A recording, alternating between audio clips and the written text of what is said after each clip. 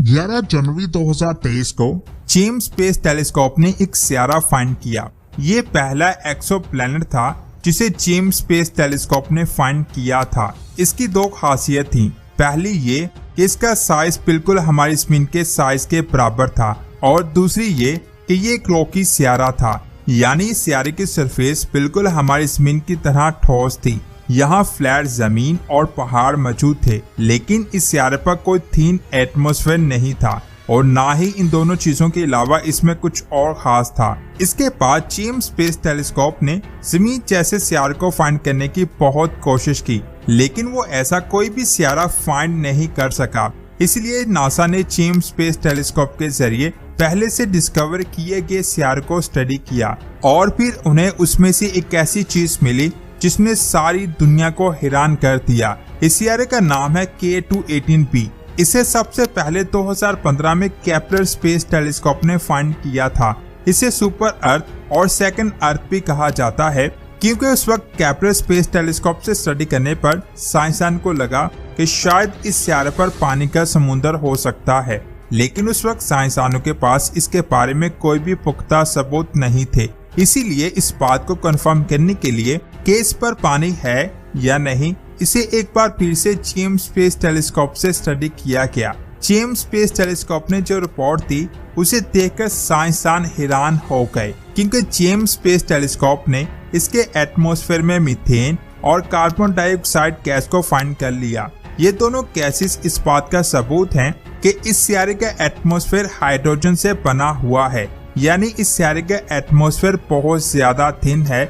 ये सेम वैसा ही एटमॉस्फेयर है जैसा हमारी जमीन के पास है। हाइड्रोजन से बने एटमॉस्फेयर का साफ साफ मतलब है कि इस सियारे के एटमॉस्फेयर के नीचे पानी का बहुत बड़ा समुद्र मौजूद है। ये बात नासा ने अपनी वेबसाइट पर लिखी है, जिसे आप यहाँ वीडियो स्टॉप करके देख सकते हैं। ये पहला ऐसा सियारा था यहाँ जेम्स स्पेस टेलीस्कोप ने पानी को फाइंड किया। जेम्स ने वहाँ पानी होने की सबसे बड़ी वजह ये भी दरियाफ्त की कि ये सियारा अपने स्टार के हैबिटेबल जोन में मौजूद है, यानी ये अपने स्टार से इतनी दूरी पर मौजूद है कि यहाँ ना ज्यादा गर्मी है और ना ज्यादा सर्दी है, बल्कि वहाँ ऐसा टेम्परेचर है जिसमें पानी लिक्विड फॉर्म में मौजूद हो सकता है। जेम्स की न्यू स्टडी के मुताबिक इस सियारे का साइज जमीन से 8.6 गुना ज्यादा बड़ा है, यानी इसका साइज जमीन से बड़ा और नेपच्यून से थोड़ा छोटा है। साइज में इतना ज्यादा बड़ा होने की वजह से कुछ साइंसदान इसे सब नेपच्यून प्लैनेट भी कह रहे हैं, यानी ऐसा सियारा जिसका साइज तो नेपच्यून से छोटा है लेकिन उसका मास नेपच्यून से ज्यादा है। लेकिन कुछ साइंसदान का कहना है कि बेशक इसका साइज नेपच्यून से बड़ा है, लेकिन इसका एटमॉस्फेयर बहुत ज्यादा थिन है और यहाँ ऑक्सीजन भी मौजूद है। इसके अलावा ये सियारा अपने स्टार के हैबिटेबल जोन में भी आता है। इन सारी चीजों की वजह से हो सकता है कि वहाँ लाइफ मौजूद हो और ये भी हो सकता है कि वहाँ हमारी जमीन जैसे पहाड़ और दरख्त भी मौजूद हों और वहाँ बारिश भी होती हो, जिसकी वजह से इसे सेकंड अर्थ और न्यू वर्ल्ड भी कहा गया है। असल में जब पहली बार केपलर स्पेस टेलीस्कोप से इस सियारे को फाइंड किया गया, उस वक्त वो टेलीस्कोप इस सियारे के बादलों के अंदर नहीं देख सकता था, लेकिन जेम्स स्पेस टेलीस्कोप बादलों के आगे देख सकता है। इसीलिए उसने इसके एटमॉस्फेयर को स्टडी करके ये ग्राफ बनाया, जिसमें आप देख सकते हैं कि यहाँ मीथेन और कार्बन डाइऑक्साइड की कितनी ज्यादा मिकदार मौजूद है, जो इस बात का प्रूफ है कि इसका एटमॉस्फेयर हाइड्रोजन से बना हुआ है और यहाँ पानी का बहुत बड़ा समुद्र मौजूद है। इसके बाद बात करते हैं ऐसे सियारे की जिसने साइंसदानों को पागल किया हुआ है। ये सियारा 3 स्टार्स क्लीस 667 को ऑर्बिट करता है, जो स्कॉर्पियस कॉन्स्टेलेशन में जमीन से 23 लाइट ईयर दूर मौजूद है। इस सोलर सिस्टम के पहले स्टार का नाम है GJ667a। ये एक A type orange red dwarf star है, जो इस सोलर सिस्टम का सबसे बड़ा स्टार है। इसका मास सूरज के मास का 73% है और इसकी चमक सूरज की चमक के 12% हिस्से के बराबर है। इससे 12.5 एस्ट्रोनॉमिकल यूनिट दूर इस सोलर सिस्टम का दूसरा स्टार G667P आता है। ये भी K टाइप एक ऑरेंज ड्वार्फ स्टार है जिसका मास सूरज के मास का 60% है और इसकी चमक सूरज की चमक के इतने परसेंट हिस्से के बराबर है। आखिर पर इस सोलर सिस्टम का सबसे छोटा स्टार आता है जिसका नाम क्लीस 667c है। ये एक M type red dwarf star है जिसका मास सूरज के मास का